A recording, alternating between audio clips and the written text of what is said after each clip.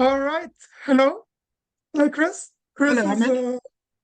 is the manager of the Bean Hub in Africa. So, Chris, tell us a little about yourself. Thanks, Ahmed. My name is Dr. Christopher Nwafor. I'm originally from Nigeria and I live in South Africa for the past a decade and a half. I moved to South Africa from Ghana, where I used to work with an international development organization, and came to South Africa specifically to work for the United Nations program. And after working for the United Nations program, I also got a couple of other opportunities and I settled in South Africa. I currently manage the Africa Hub for the Basic Income Earth Network, and I also run another organization called the Africa Observatory. Both organizations do similar but different things, but I facilitate the activities for the Basic Income Earth Network using the Africa Observatory as an independent contractor. A couple of things are ongoing, and we are busy building the Basic Income Earth Network as a decentralized body. As you might all know, the Basic Income Earth Network started in Europe. It was like a group of European researchers who were tinkering with the initial ideas of a universal basic income from a research perspective. As BN has grown, BN is more like both research and advocacy. So BN has been decentralized to various regions. The regions I mean are like in Africa, in Asia, Latin America, and then we already have the ones existing in Europe. So I try to facilitate activities for the Basic Income Network. I try to make the discussion around basic income to grow in Africa. And that is basically what my role is, and a little bit about myself. One second. So it seems like you have a very interesting and very busy life. So our audience knows a little about Bean, but we don't know yet anything about the Africa Observatory. Can you tell us more about it? That's true. Africa Observatory, we started Africa Observatory in 2019. Africa Observatory has a focus on using research to inform development interventions. Africa Observatory works around 4 different thematic areas. These are the pillars that hold the Africa Observatory. Africa Observatory works around universal basic income. So you might see something called Africa UBI Observatory. Africa Observatory works around issues around gender-based violence. So you see something called Africa GBV Observatory. Africa Observatory also works around issue of body rights.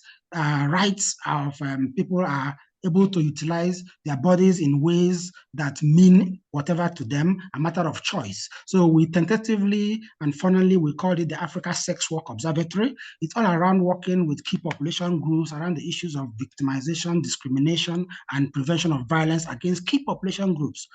Preventing violence and discrimination against them based on either their addiction, maybe against people who use drugs, or maybe their sexual orientation among the LGBT community, or even people who sell sex. So we see the Africa Sex Work Observatory works around those thematic areas, but it's all around the bodily and human rights. We also have the Africa CBO Observatory. We work with community-based organizations. We support them to do monitoring and evaluation so that they can begin to identify the impact of their research, and then they can show what they do. Africa Observatory works around those thematic areas. So the umbrella body is called the Africa Observatory, but you see we work according to those themes. So those are the kinds of things that Africa Observatory does. So it seems like you're doing some really, really, really difficult stuff right now. I made it hectic, but we just get by. It seems really difficult. So, like, how do you do that? Good question. I work with a team of volunteers who are dedicated. I tap into research, I tap into activism, I tap into community-based organizations, and together, all I just do is try and facilitate these things and just make it happen. But different people are in different areas doing different things, all of which are contributing to the mission of the Africa Observatory. So, like, you're present only in South Africa, or like in a lot of different countries, and your organization is a lot of different in a lot of different countries in Africa. Africa Observatory was registered in South Africa, but for instance, the Africa GBV Observatory, we have volunteers in 9, 10 different African countries. So what we do actually goes around the continent. It's a continental body, so to speak, although we are based in South Africa. So when we started doing activities around gender-based violence, we had volunteers from diverse countries. Name them. Egypt wasn't included, unfortunately, but we had volunteers from Ethiopia, we had volunteers from Ghana, Zambia, Zimbabwe, South Africa, just name it. A lot of African countries, people who were interested in the ideals we were promoting, people who were interested in issues around fighting gender-based violence. It is a human issue. We actually had people who participated in what we are doing from Europe. We linked with a citizen network. So you got people from Europe and you didn't go get people from Egypt? It's quite interesting, but I didn't have very good contacts in Egypt at that point. But we had even Africans, people in the diaspora. For instance, I had a colleague in Cyprus, I had a colleague in the UK who were interested in what we are doing as Africa GBV Observatory. So we had to tap into the collective skills of these people, into their collective aspirations, into what they felt was right. And so that is how we actually do what we do. Like I told you, yeah, we are local, but we act in a way that reaches globally. The Africa UBI Observatory, even though we are talking about issues around universal basic income in Africa, you see that we tap into networks that are in Europe, that are in America, that are in Asia, wherever they are, because we all believe in those same common ideals. So you're like, it's very interesting, like your work about UBI and also about like fighting victims of violence and so on. Yeah. And also improving gender rights. But like, tell me, like, do you see yourself more of a connector or an advocate? I think it's a mix of both. It all depends on what excites you, what you want to do. I see myself as somebody who connects things and try to make things happen. I connect people, I connect ideas, I connect movements, and they grow organically. Sometimes I also have to be an advocate of something. The most important advocate I am is an advocate for human rights. But as you are well aware, human rights covers quite a lot of things. Human rights goes around issues of gender-based violence. Human rights goes around issues that are affecting the key population groups. Human rights covers economic and social justice. So it's such a huge area, but it's also all about something that gives you joy, something that you want to see happen. So yes, it's more like a connector and an activist at the same time. What is like your dream? What is your like your end goal? You know, in life, a lot of us, we want to see a vision of a free society, a society where everybody is able to prosper and flourish, a society that guarantees a human being rights that are inherent in the fact that you are human. So those are some of the things that drive us. We want to see a world where people are free, where people live collectively, where people have access to the resources that is available for everybody. Those are the kinds of dreams we do have. But you know, sometimes it's a bit difficult to achieve those dreams, but we must work towards them. So I know that there is no African country with an UBI yet, but like in your opinion, which African country is like furthest or like most successful until now in like achieving those human rights and achieving that collective successful society? I think it's a matter of nomenclature, Ahmed. It all depends on which index you are looking at. For instance, if you say which country is closer to achieving a universal basic income, we must begin to think in some of those countries, what is on the ground is not actually called universal basic income. I give an example of South Africa. South Africa has been a pioneer in paying grants to citizens for a long time. They are not calling it a universal basic income because it doesn't meet those characteristics that we say are applicable for universal basic income. For instance, it's not paid to every citizen. You have to be qualified, it is targeted. But a basic income grant has been in South Africa for a long time. Really? Yes, How long? it has. For as long as, remember, considering the history of South Africa, the very high levels of inequality, when the present government came into power in 1994, one of the things it tried to do was to provide a grant to the elderly, the disabled. 1 second, we're speaking about Nelson Mandela, right? Yes. So when Nelson Mandela came into power, there was a need to redistribute the national resources that were in the hands of a collective few, that were in the hands of those who were formerly in power. The resources that were in the hands of European settlers, the resources that were in the hands of whites, the Black majority were living in poverty.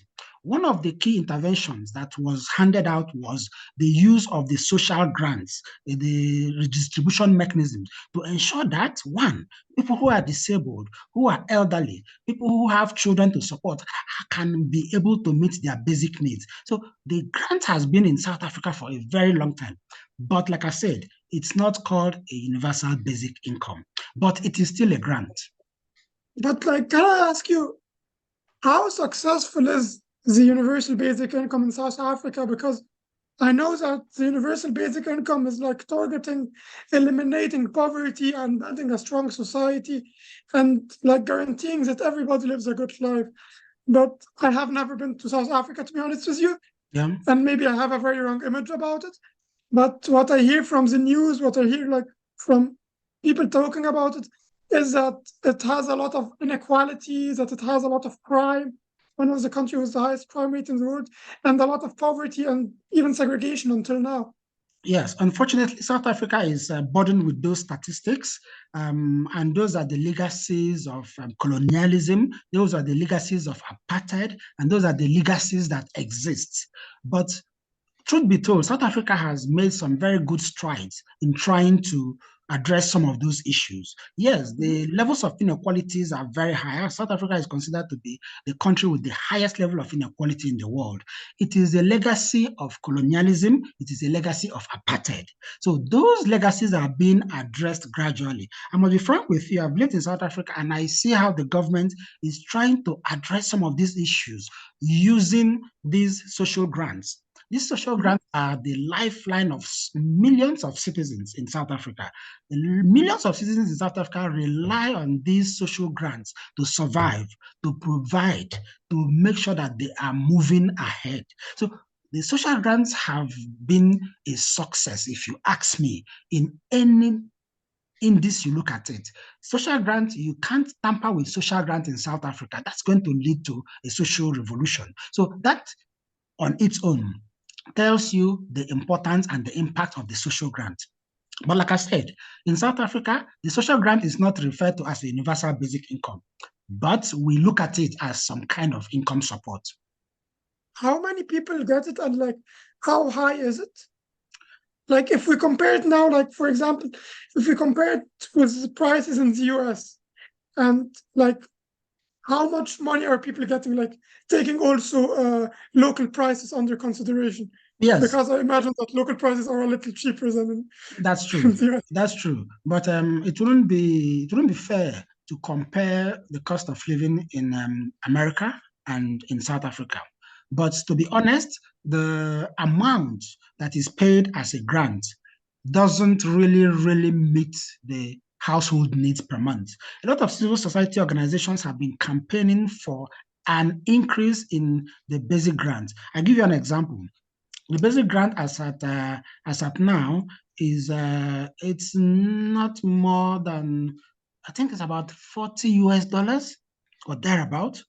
But 40 US 40 US dollars. dollars goes a long way in the lives of people who are in poverty.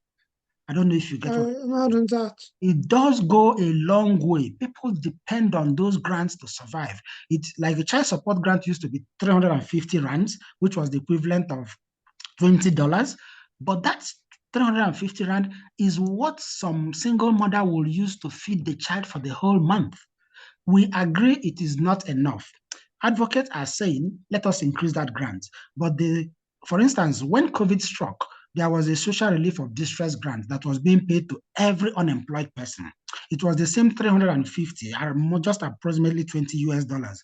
But a lot of people survived on that 20 US dollars per month.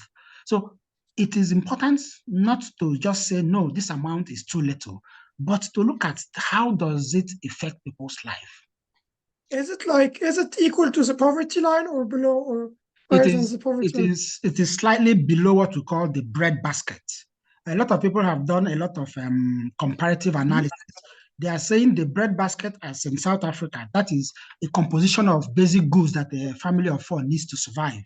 A bread basket must be around 900 rands, around 700 rands. This is equivalent to like close to 50 US dollars. But as you will know, it's also a question of affordability. What can the government afford to pay? So that has been the driving fact. I know those problems too well. Yes, yes, it's about affordability. Governments will tell you, no, we cannot afford so much. The Bretton Woods institutions, such as the World Bank and the IMF, will be at daggers drawn with you if you provide so much. I mean, people will now start saying, no, we cannot afford to just be distributing money just for the sake of distributing money. People will start telling you about what other responsibilities the government has. But the government has a core responsibility to meet the human and basic needs of its citizens. And that is what we are saying as advocates of universal basic income. So I'll ask you now, like, I'll go a little outside the topic and I'll ask you a little political question. We have now in the news, because like I know it also from Egypt, that one of our biggest problems is that we have a big like trade deficit. And the trade deficit is not in our own currency, but it's in US dollar. So we have every year to get like a lot of US dollar to support our imports. Do you have like a similar problem in South Africa? I think every developing economy has those problems of trade deficits. But we are saying that issues around trade deficits are what capitalists and those who want to control the flow of financial and natural resources, they will always want to base it on that. I'm not a politician, I'm a human rights advocate. Trade deficits or no trade deficits, what we are saying is that it is very important that the government should be in a position to provide for the needs of its citizens. And we say a universal basic income is a very, very sure guaranteed tool to achieve that.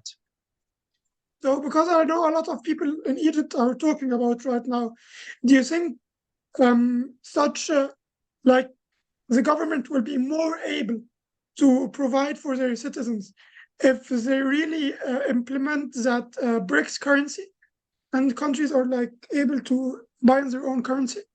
Among the trade economists, some might tell you it doesn't make any sense to go outside of the dollar economy. Some might tell you it makes more economic sense to go to a BRICS economy. I don't have any position on either or both. The most important thing is that currencies are things that should be controlled by governments. So if currencies can be controlled by governments, then it's a political tool. In just our last episode, we had a different opinion, but let's continue. So I want to ask you, how are like politicians, how do politicians think about what you're doing? Because I think you engage a lot of with local politicians and other politicians, like, are they supportive? Do they like what you're doing? Ask you like, how can we help you? Or are they more like skeptical? And I think it depends on the politicians if they have a hold on power. People who are in politics, they tend to pick on any topic that suits their political interest.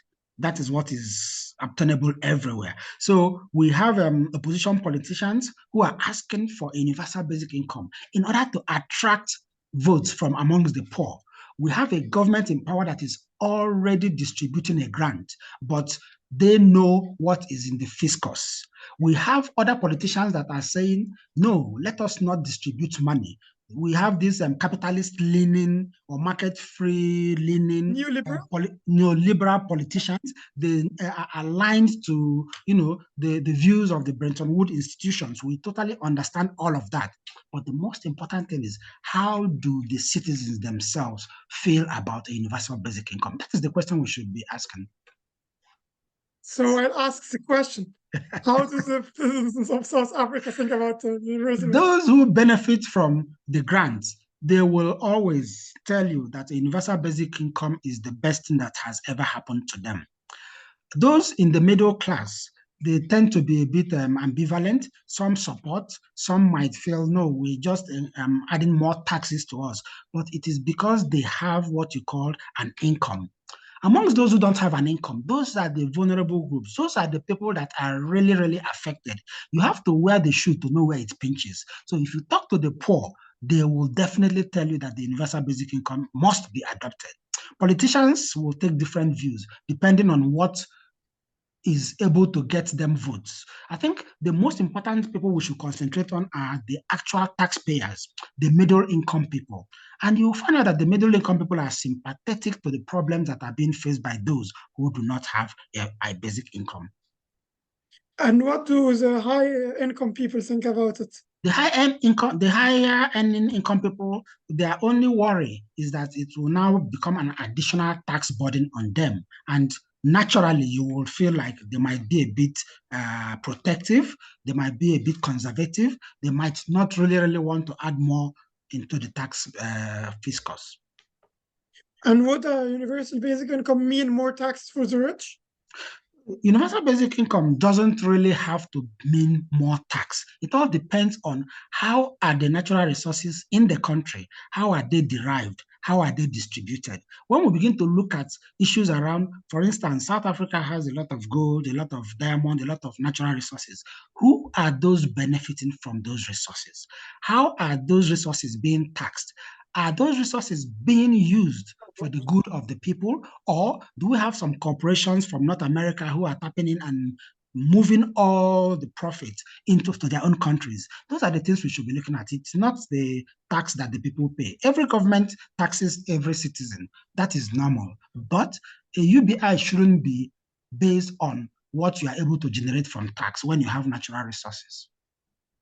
So can we say that African resources are being stolen by companies from the West? I believe a lot has been written on that, and it's out there. People have said it.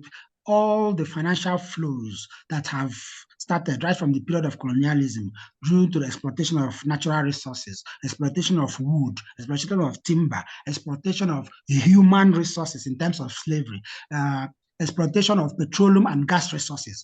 We all know where it flows. We all know which companies are benefiting from it, and most of those companies are not in the developing country. You tell me, I go any museum in any European country, I see the Egyptian resources there.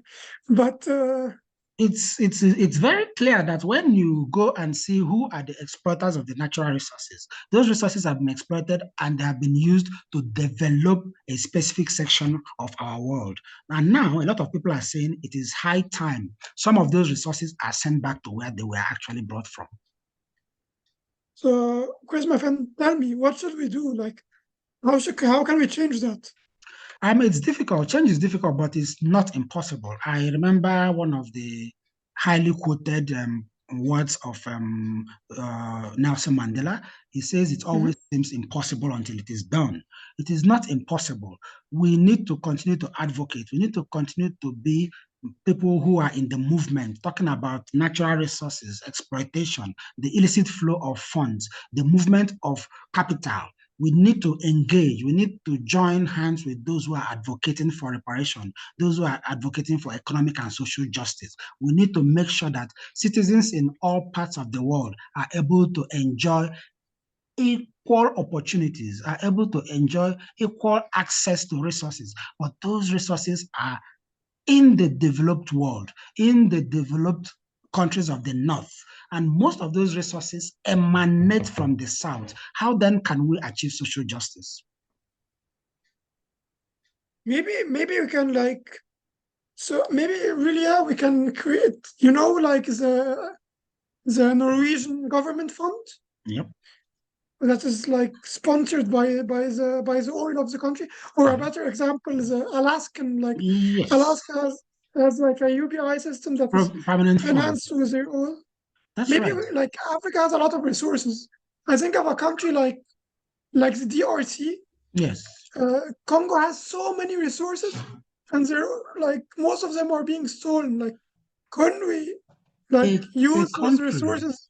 A country as naturally endowed as Congo continues to be listed as one of the poorest countries in the world. Is that not a contradiction of sorts? How can you tell me that a country that is blessed with natural resources is unable to utilize those same natural resources for the benefit of its citizens? If you look at all the companies that are exploiting the oil and gas resources in the Congo, you will definitely find out that more than 90% of them are European. More than 90% European. of, yes, more than 90% of them come from the global north. So all the finances, all the resources that are being generated, all of them find their way into the global north to develop an area that has already developed, leaving exactly where those resources are coming from. So things like the Norwegian fund is what we should be asking every country in the developed south to implement. Make sure that the resources that are available in your country are used primarily to meet the needs of your citizens. Yeah, like we could, and to make it more sustainable, because those resources, and you could like use those resources, continue selling the resources, but instead of selling them, and they let some corrupt politicians or some companies from the north take all the profit, take those profits from the companies, put them in like big funds, and invest with those funds into African economies, into like African startups, into African SMEs, and with that money, and with dividends of such investments, and you could finance sustainable UBI also to the long term. Yes. And like it would be a win-win situation. The rich people will become richer because the economy will grow. The middle class will get more jobs, and the poor people will get a better opportunity, like to improve their social situation. And at the same time, there will be like UBI. That's true, Ahmed. We need to engage with the financial institutions that have been established.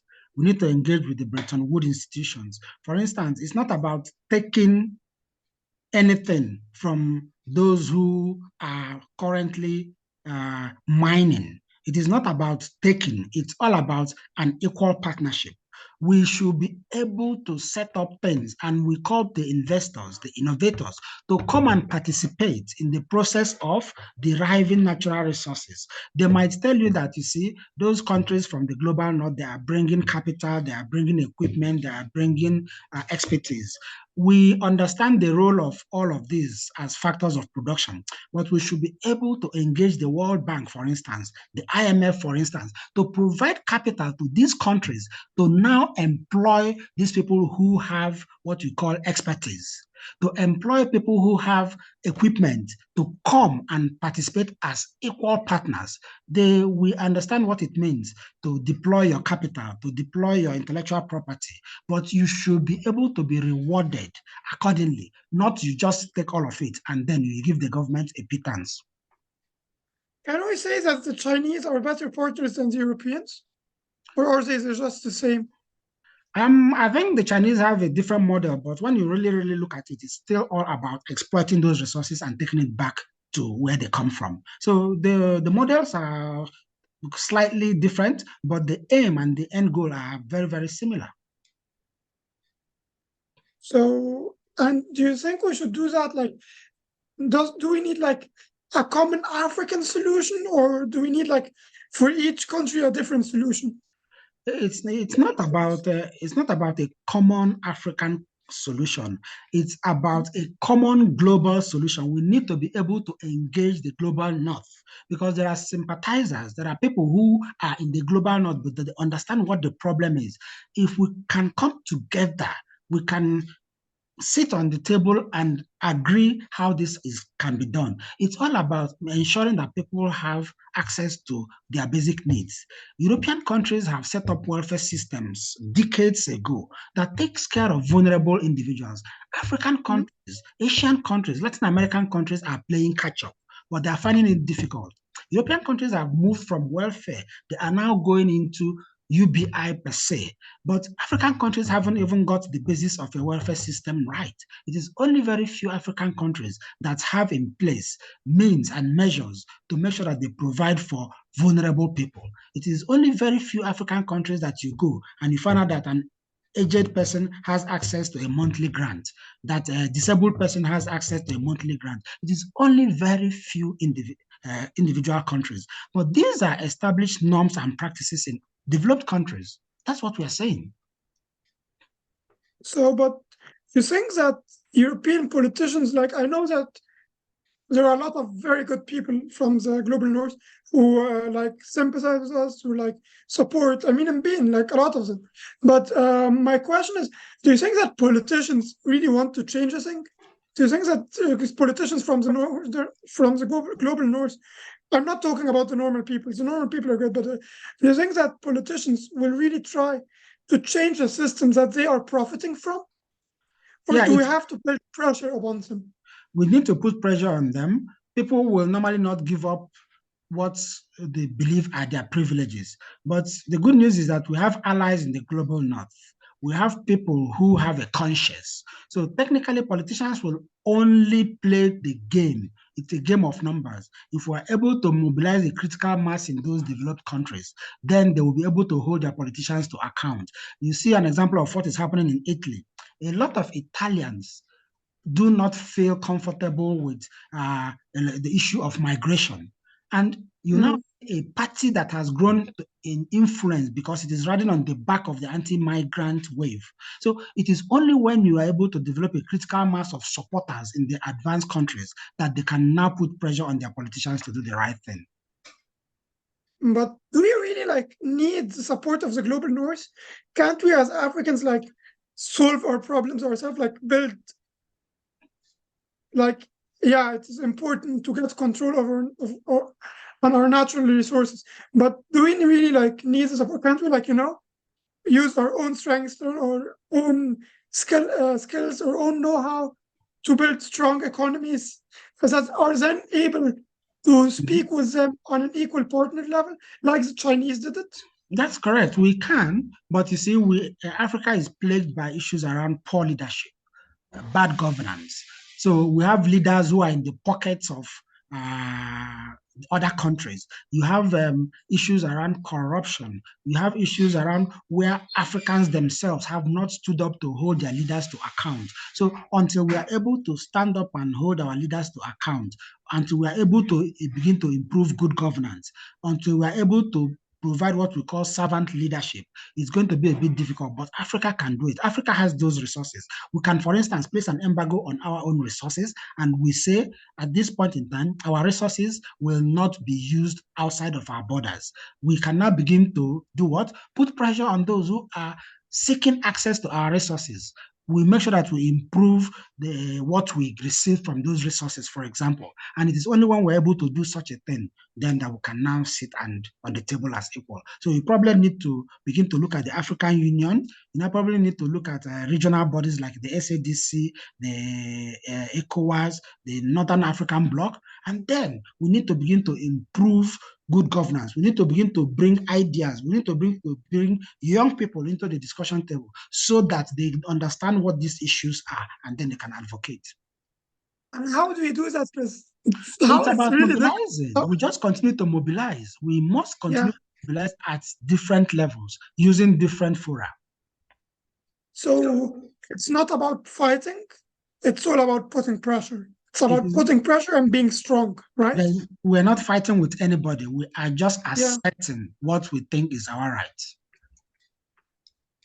And we have a right for a good life, right? Absolutely. Every human being has the right to their basic needs. And those are the things that are very important. What African country do you think is like the best when talking about good governance, and which could be able in becoming that strong country that is able to put pressure and build a system that will give the population also later like a UBI? Like, I know that South Africa has a lot of like corruption problems, but how about countries like Morocco or Botswana or Rwanda? What do you think? Who has the best system? Like, who can we learn from if we want an African example? It's not about who has the best system. It's about where things are working. And I'm glad you mentioned a country like Botswana. Botswana has been a beacon of good governance for a very long time, although there are some ruptures, but it's all about the local situation. Botswana is a very good example, a case study for good governance in Africa. And it might be helpful if a lot of countries are able to see how things are done, are able to see how stakeholders are engaged. I've lived in Botswana and it was fairly peaceful, fairly prosperous, country. The most important thing about every country is about governance, systems of leadership, and people respecting the rules of law. Can you tell us? So I noticed you have lived in Nigeria, you have lived in Ghana, you have lived in Botswana, you have lived in South Africa. I've noticed you lived everywhere now. But where did you like it most? Quick question, and then we'll continue. Say that again. Where did you like it most? I spent some time in Ghana and I was quite happy while living in Ghana. Ghana is it's not a very rich country, but it's a country where you see some of those democratic ideals are respected, the rule of law, issues around governance. I also lived in Botswana. It was quite peaceful. So, I mean, I've lived in a couple of countries that are peaceful, slightly prosperous, people respect the rule of law. And I've also lived in some countries that quite the opposite, but it's all a learning process. Every country has the potential to be what? To be a beacon for democracy.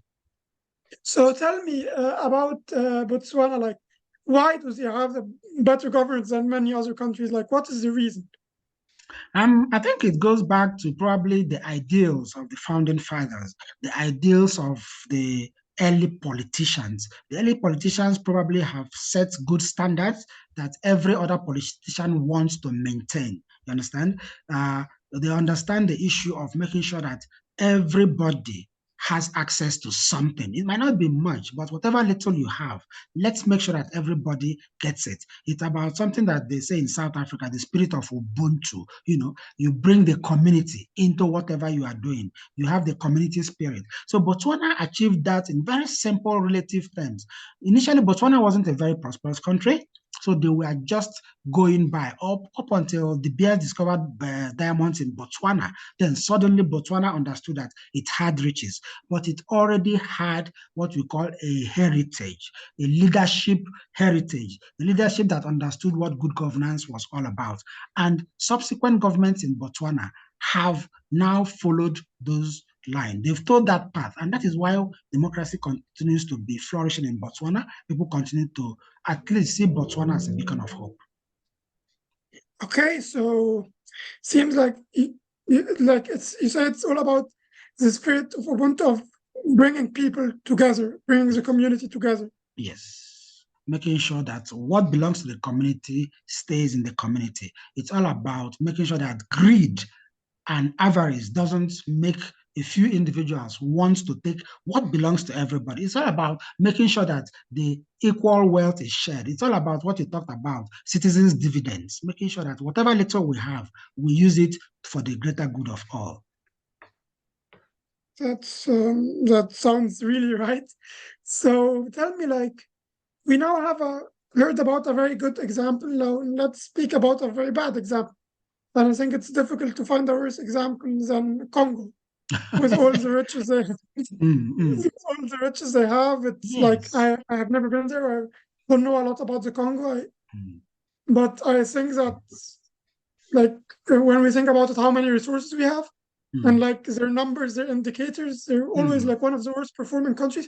What do you think is the reason that Congo is always performing so bad? Is it like the curse of having so many resources, which makes everyone fight about them, or what is the reason? Apart from the resource cost, you'll find out that there are so many stakeholders, so many role players who want to do what? Who want access to those resources. So you'll find out that a lot of the militias that are in Congo are backed by foreign capital.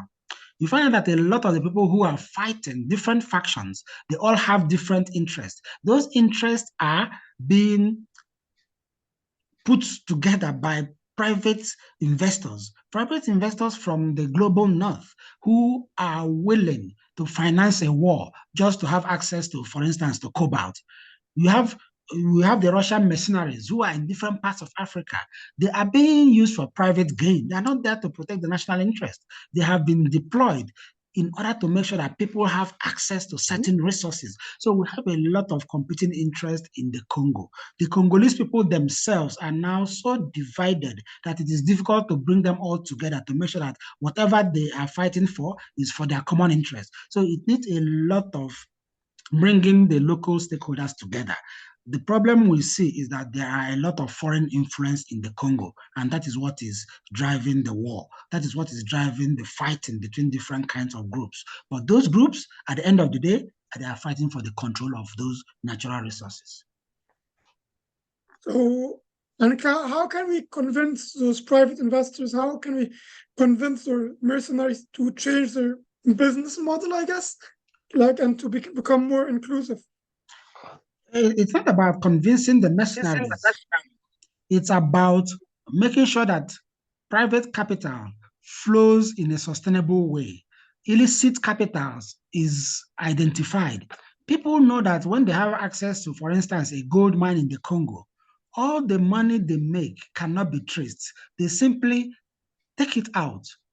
If we put a system in place whereby every natural resource flow, every funding, every finance is clear, it is not opaque, it is seen clearly where is it coming from, where is it going, how much has been generated, where is it coming from, where is it going. Until we have such a system that is very transparent, it's difficult to trace. And people are using the fact that we cannot trace the flow of funds, and then they are using it to do all kinds of illicit things.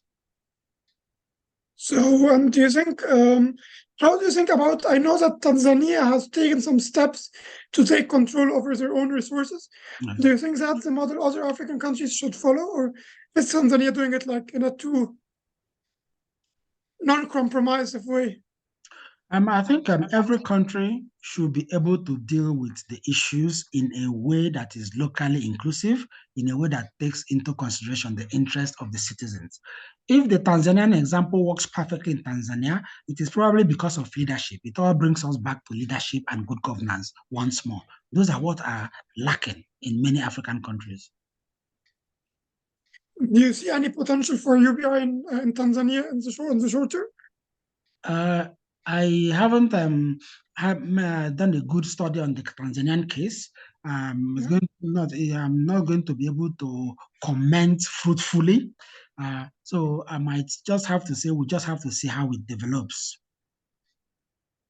So what do you think are like, so you say that in Africa, we have like a lot of politicians who support UBI, and the problem is rather the corruption and the bad governance on the way to the UBI than implementing it. And if we come together, we should be able to do a change. I know there are a lot of UBI pilots in Africa. Do you also like participate in them or support them also? Technically speaking, one of the biggest pilots in Africa has been the one by Give Directly in Kenya. I haven't been a participant there. We are actually thinking of starting new trials. For instance, we are working around a partnership with the Rotary Club to start a pilot in Nigeria. But there are pockets of different pilots. The biggest problem is that all of those pilots do not report under any common umbrella, so that we can begin to look at the facts and the figures and the impact. Those pilots are being implemented in silos by different people with different agencies, with different interests. So what we need is we need to be able to bring together all of those pilots and learn from them. What are the messaging that is coming out from each and every pilot? How can we improve the pilots? And how can we take those pilots to scale? So there is a need to make sure that we bring all those pilots under one umbrella so that we can have shared learning. And then we can use it to implement future pilots. And then we use it to scale up our advocacy for UBI. So what Africa needs most is like common work and connecting. We need much more connectors like you, like to connect the work, to connect the efforts. And if we are able to connect our efforts, we will be able to cause a real change, right? That's true. I mean, we should be able to support each other and build on what every other person is doing in order to show the impact we are making. So let's talk about Nigeria. Nigeria is a very interesting country. You're from Nigeria. Yes. Nigeria is the biggest country in Africa in terms of population, and one of the largest in the world, and might even become in the future the largest in the world based on fertility rates and decline in other countries. So tell me a little about Nigeria. is there support for UBI in Nigeria? Is there a lot of poverty in Nigeria? Like, tell me, how is the situation there, and how are the prospects for Nigeria? Yeah, Nigeria is a country with a lot of potentials, but a lot of people will tell you that Nigeria is always sitting on potential. It's not able to move forward. Nigeria is the acclaimed giant of Africa, but we say this is a giant baby in Africa. We talk about the population, we talk about the human resources, we talk about the natural resources. The biggest problem in Nigeria, and it is a case study, it's all around leadership. Nigeria is a country that is endemic in terms of corruption. Corruption is so endemic in Nigeria that corruption itself is it's a political issue. Nigeria has a lot of people who are in poverty.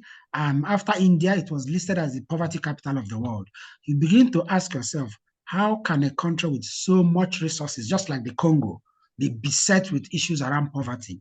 And everything comes down back to corruption. In Nigeria, corruption is a daily reality.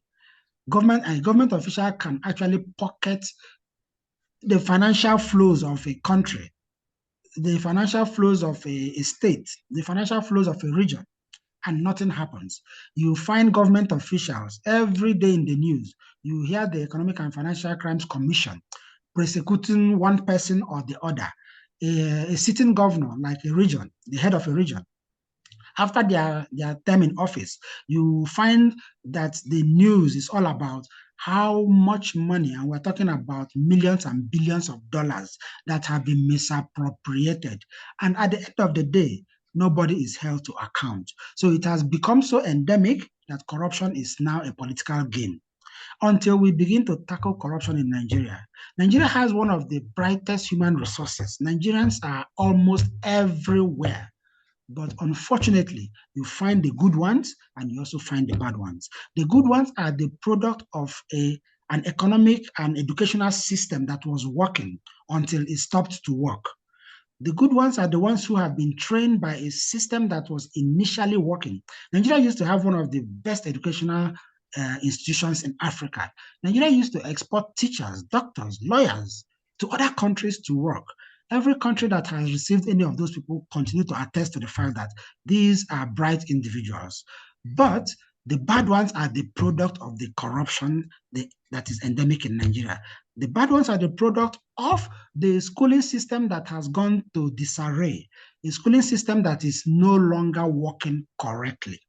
Then when it produces all kinds of people, you find that knowing that they can't have access to anything or opportunities in Nigeria, they look out, they travel out, they go and live in other countries and do whatever they need to do to survive. And that is bringing a really, really bad perception of the country because of the activities of those other individuals. So Nigeria is a country of contradictions. Nigeria is a country that has huge potentials, but Nigeria is a country that is beset with corruption and bad leadership. And do you think the solution is again by putting pressure to end corruption? Or like, how can we end corruption? Because like most corrupt people like corruption. That's true because they benefit from it. Until we begin to take away those benefits, until we begin to put punitive measures in place, corruption will continue to be a big problem. Until we begin to hold people accountable, until we begin to ensure that anybody who is found to have done any corrupt practice, one, all the illegal gains are taken away, the person is prosecuted and jailed, it will not be a reality. But it is very possible, especially if you are able to put good governance in place. If you're able to put good leadership in place, every other thing will follow. Do you think that the corruption in most do you think that the corruption in most African countries is corruption from the top, or do you think that it's more of a corruption like not from the top, not from the middle? It's like corruption from the deep state rather than from the top. So, what do you think? Where is the corruption coming from? Because I often feel that the presidents and the politicians might be trying their best, but you have a very, like my impression a little from Egypt, but you have a corrupt deep state that even if the president or the leader wants to change the system, it's very difficult for them. So what do you think is the real problem? The problem is still political. It's all around political leadership. if politicians show an interest, not just a personal interest, if politicians show that they want to fight corruption, the poor masses will follow them. And the poor masses on their own can actually begin to tackle the people you refer to as the deep state. The deep state are just a group of elites who control certain parts of the security architecture in every country. They are the ones who benefit from all kinds of policies, one way or the other, so long as there is a leeway for corruption. The political elites must show example. If they show the example, they will always have the followership of the vast majority of the poor people. And the deep state cannot fight the vast majority. The deep state can only try to control the politicians because the politicians are few.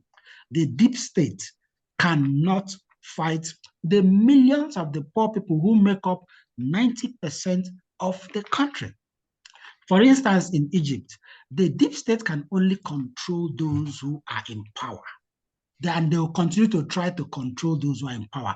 But when you see things that happened during the Arab Spring in a few other countries, you will find out that the deep state cannot control the masses. So long as the masses can take over the security architecture at any point in time, then the deep state have nothing to do but to try to control the politicians who control the military architecture. So it's good that you're talking about the Arab Spring because it's something that I've lived through and I've seen. Mm-hmm. And it started with a lot of hope and people had hope for a better change. But to be honest, like now in 2023, yes, if you ask any Egyptian, and to be honest, probably even myself included, I'll tell you it was a big mistake. People's lives have become much worse. The instability that had come had cost a lot of money. Debt has increased. Tourism has decreased. It was really difficult, and it improved. And it didn't improve. It increased poverty a lot. Definitely, it improved a lot of things. And I believe that the new government, it has its negatives, but I believe that it's less corrupt than the old government. But can't we search for a way? Not, you know what I mean? Not because the Springs, the problem was because it was like a fight between the people and the government, and it was a noble fight. But it caused, because there are no legacy democratic institutions in Egypt, so you had some fundamentalists who took it over and who used it. So can't we search for national solutions in which everybody works together instead of a fight? You know what I mean? And even in the elite, there are some good people, and the politicians there are some good people. Because I'm afraid, from what I know from the Arab region, when I look at Egypt, when I look at Tunisia, when I look at Libya, when I look at Syria, when I look at Yemen, that the countries where the people decided to go and to fight, they're now actually living worse than 10 years ago. So what do you think is the solution? How can we avoid that happening again and still search for national solutions? I don't want to be depressive. I'm just talking out of experience. Yeah, I think it's about facilitating a national conversation, starting with the grassroots. I think one of the things around the Arab Spring going wrong is also probably it's been hijacked by different interests. So you can't run away from the fact that there will always be different interests, but we need to facilitate a national conversation, and it is not a once-off affair. A national conversation is something that needs to continue. It needs to be interactive at every point in time. There should always be a national conversation, starting from the grassroots. It must continue. It's not a once-off affair. It doesn't happen over a month or a year or 2 years. We must continue to facilitate that national discussion. We must continue to bring in the good guys. Let them continue to facilitate the national discussion. But in this discussion, there is no bad guy, because we need to understand what are the interests of everybody. It is only when you expose the interest of a group that you are able to neutralize whatever it is that they want to do. So every time they want to hide their interest, but through that national conversation, facilitation, engagement, advocacy, we begin to say, this group, this is their interest. How does it compare in terms of the national interest? Every group wants to have levers of authority. Every group wants to have access to resources. We know that, even the poor masses. So those resources, how do we make sure that everybody benefits from it? That is always the conversation. It's about searching for compromises, right? Yes, it calls for compromise. Absolutely, that is the essence of a conversation. We identify what are the interests, what is competing. How can we ensure that everybody has a fair share? The deep states, the politicians, all of them want to have a much bigger share. That is always a problem. It's about how do we make sure that everybody has a fair share. That's true words, my friend. So let's talk about another, like you mentioned it before. I want to go deeper into it. Brain drain. Brain drain is one of the biggest problems that are facing African countries. No. Do you think if we implement a UBI, and if we are able to get good governance, we will be able to stop that problem? Or how do you think is the best way? Because it's like a bad cycle. For good governance, you need good people, and the good people are going away. So the government is becoming worse. So how do you break that cycle? Brain drain is not necessarily a bad thing. It all depends Really? on how you look at it. And let me explain. Innovation follows reward. Expertise follows reward. Yeah. So how do we improve the reward system? It still comes back to national resources. Brain drain, people moving around, moving to another country or another, it's not necessarily a bad thing. That is how innovation happens. That is how knowledge is disseminated. But the question we should ask ourselves, when those doctors are leaving, for instance, the doctors are leaving Nigeria, do we have well-trained, fresh doctors who can take over their positions? When those teachers are leaving Zimbabwe, do we have well-trained, well-rewarded teachers in Zimbabwe who are taking their position? You get to a situation where if the reward is good, the brain doesn't drain. That is what happens. So the brain will always remain where it is if it feels appreciated, if the reward system is good, if the environment is not hostile, if people can access their basic needs, if people can send their kids to school, if people see a secure environment, the brain doesn't want to drain itself. But when the brain is not properly rewarded, when what you do doesn't bring you what can feed your family, then you don't have a choice but to pack your bags and look for where you will be rewarded. So it's all about reward. So how do we stop the problem of brain drain in Africa? We need to improve the reward system. We still need to improve good governance. We still need to make sure that institutions are working. We still need to make sure that the person who is a top surgeon sees an opportunity for their children in their country. Then they won't want to go anywhere. But if they do not see any opportunities for their children, if they cannot feel that they're being rewarded for their efforts, then the next logical thing is for them to pack their bags and look for the next country that will accommodate them. So it's again and again and again about good governance. It is. Let's focus a little more about UBI because that's kind of our main topic. Yeah. We've drifted a lot apart. So I think that one of the biggest problems concerning UBI in Africa, or it's probably also one of the biggest opportunities, but it depends on how you look at it, is it's the demographic growth. Because the demographic growth means even if you need now a current budget for UBI, in some years you will need a much bigger budget. Also with the high inflation rates, because even without that Ukraine war, even without all of that, economic growth also means inflation. And you have a very high demographic growth in most African countries. I think, I'm not sure, but I think 40% of the growth in the world is in Africa. Mm-hmm. So we're talking about big numbers. So how do you think can we build, even if we have UBI, how can we build a UBI infrastructure and the normal infrastructure fast enough to keep up with the demographic growth? A growing population is also not necessarily a bad thing. Take a look at China. China used to be a poor country with a very huge population, but as soon as they began to increase productivity, as soon as they began to industrialize, China now ranks as one of the countries that is going through a very rapid explosion in development with huge piles of foreign currency, foreign reserves. So population growth on its own, it's not such a bad thing, although a lot of economists will tell you that we need to arrest the rate of growth of the population. Remember, if you have more people working, you increase productivity in the country, you increase output, you increase growth. If you're giving more people UBI, it doesn't mean that you give them money to sit down and do nothing. A lot of people will get that money and invest it in the same economy.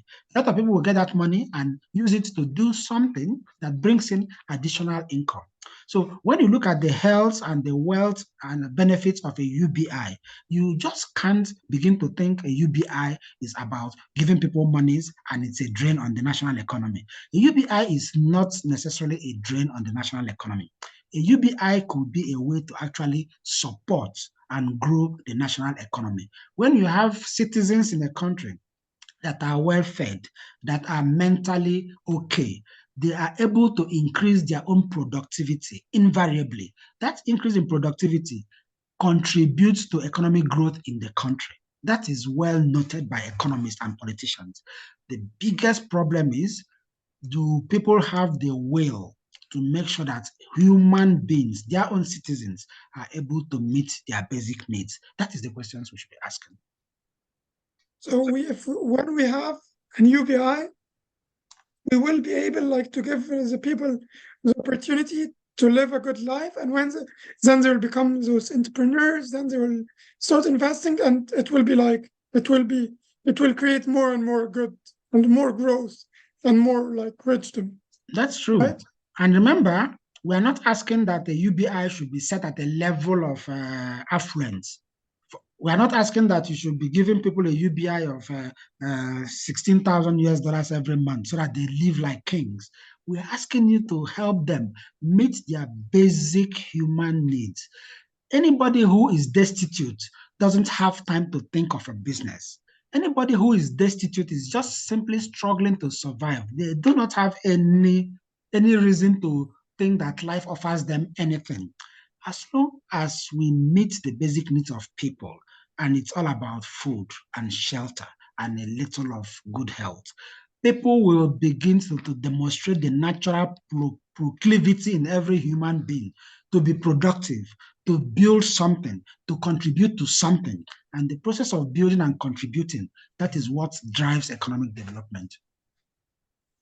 And you think, and I also think like when we give people this opportunity, that will also like decrease terrorism and decrease such problems, because I think that if someone doesn't like suffer from poverty, they will not become a terrorist. Or like for most people, like obviously there were some very rich terrorists, but I think like that most people won't become like parts of militias or won't become terrorists if they know that they will go home and have something to eat and their children have a bright future. What do you think? I think it's a complex question, but one thing I want to say is that there will always be terrorists. There will always be terrorists because terrorism, in a lot of instances, is driven by ideology. So people will always have different ideologies. But the thing is that I am a terrorist. Am I able to do what? Recruit people who will be my foot soldiers. I can be a terrorist, but I'm sitting in my house and can't do anything. But I can be a terrorist and then I am recruiting actively. Where do you recruit from? You recruit from the pool of unemployed people. You recruit from the pool of poor people who don't see anything good coming to them. When people see something good coming to them, you now eliminate that pool where you can recruit people who are going to be your foot soldiers. And that is the only way you can deal with such issues as terrorism. There will always be people with different ideologies who want to impose their ideology or who feel that their ideology is not getting into the limelight. There will always be that. That is the essence of being human. People have different ideas about different things. But can we stop the recruitment pool? If we close down the recruitment pool, then we wouldn't be having a serious problem with terrorism. So thank you very much, Christoph. I think we're now like above an hour or like almost at an hour. So I think what we can take away is that the most important thing is like good governance. It's about connecting people. It's about putting pressure, and it's not about conflict. It's much more about compromise and solution. So what would be like some last words or last ideas you would like to say to the people, or like, yeah, We would like to connect with activists. We would like to connect with people, and we would like people to understand that every form of activism has its roots in human needs. Every form of activism must be addressed from a human right perspective. As soon as we begin to recognize the human rights that is entrenched in every human being, a lot of the problems we have will be solved. We are not being naive to say, for instance, UBI, once we have UBI, everything is resolved. UBI is not a silver bullet, but UBI is also a way to address the basic inequalities that are in our society. So we need to be able to build, we need to be able to advocate, we need to be able to show that when people have access to a basic income, a lot of their human needs are met. And when their human needs are met, they become better citizens wherever they are. and for the people who want, for the Africans and for the not Africans who want to do a change, who want to do an impact, who want to be part of the solution, what should they do? I think they should be able to discuss among themselves. They should be able to have a conversation in whatever little groups they have. They should be able to connect with other movements nationally, globally, on the African continent, wherever those movements are. It's all about connecting. As soon as we are all connected to one another, we begin to understand ourselves better and be able to identify solutions to our common problems. All right. Thank you very much. And now was my last question. So I know that Nigerians are like Egyptians, big football fans, even if Egypt is better. Like obviously Egypt is And the better. you look very We have much like Mohammed. Mohamed Salah. I want to ask you, what do you think is more likely? That we see UBI in all African countries, or is that we see an African nation win the World Cup? They are both achievable. I think an African nation with the World Cup is not far-fetched. So probably that might be the first thing that will happen. Yes, UBI is a long-term goal. It's a long-term dream. It takes a lot of advocacy. So yes, let's have a discussion with Mohamed Salah and build a team that will go for the World Cup. So, so you tell me there will be first an African team to win the World Cup, and Very after that we'll possible. have UBI. Yes, I but don't know if that's a good or bad message, to be honest. But UBI is still a very huge possibility, but it will take some time to come. All right. So let's hope for the best. Like, to be honest, that's a very different topic, but like we also have so much potential in football that we're not using. If you think about all the people in Africa who play football and like that's true. Because we don't have the infrastructure, maybe UBI is the way for us to win the World Cup. I think we'll get a World Cup first before all the African countries get UBI, because the potential in Africa for soccer is tremendous. Also, the potential for UBI is also huge because of natural resources. So it's a win-win situation. We can actually have both the World Cup and the UBI same time. What do you think? So I'll tell you that if there is like that one in a billion chance, and there is a World Cup final between Egypt and Nigeria, and watch it with you. That would be taking it too far, but anything can happen. All right. Thank you very much, Chris. Thank you for your time. Much, Ahmed. I hope to see you again. It's been great chatting to you. I enjoyed a lot. All the best. Thank you. Bye.